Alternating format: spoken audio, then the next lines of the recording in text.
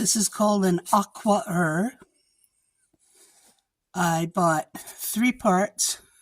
This screwed into the TOPHR. I bought this elbow. I bought this T. And I inserted all those. I drilled a hole in my wall, which I want to seal up. The whole thing drains from here down, so I want to insulate at least up to here so this part doesn't freeze.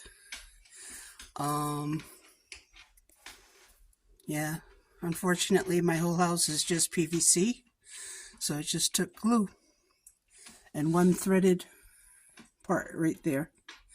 And I happen to have some leftover pieces of pipe that I used to complete the install. It was pretty easy.